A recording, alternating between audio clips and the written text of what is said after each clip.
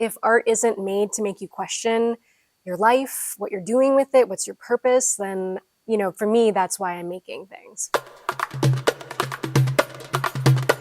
My name is Natasha Adorlee, and I am here choreographing a new work for Tulsa Ballet II. When I was a young choreographer, I thought, okay, if I'm going to do choreography, I just need to be pure about that. But then, I think what I found maybe makes me a little bit different is that I'll bring a track that I might be interested in, and I don't even listen to it. I just look at the waveform, which is a very visual way of interpreting music, just seeing where the peaks and valleys of a song are. Okay, here we need to rise, or here's maybe an ensemble moment, and I start to sort of pick things apart and divide the track. I still think of it from that kind of immersive perspective of like, what do I want you to see in this moment? Where do I want your attention to be drawn to? How can I play with depth? How can I play with perception? Can I create background and foreground? And can I do that with lighting, or is that staging? So all of those thoughts kind of come to me during the choreographic process. There's a group that I have wanted to work with for years. Their name is Le Trio Gibran, and they are 3 brothers, and they play the oud, which is a Middle Eastern instrument. It's a little bit Spanish, flamenco.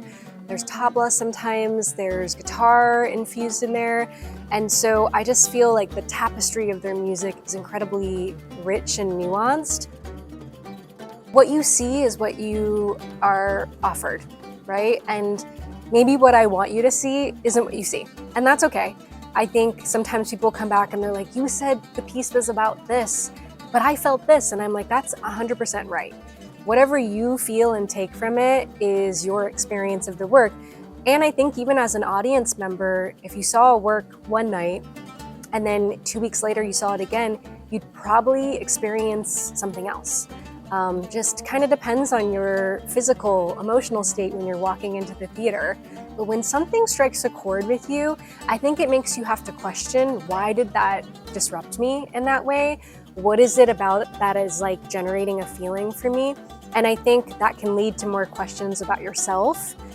And it's the same for me. Even with my own work, sometimes I walk away feeling one way or thinking it means this.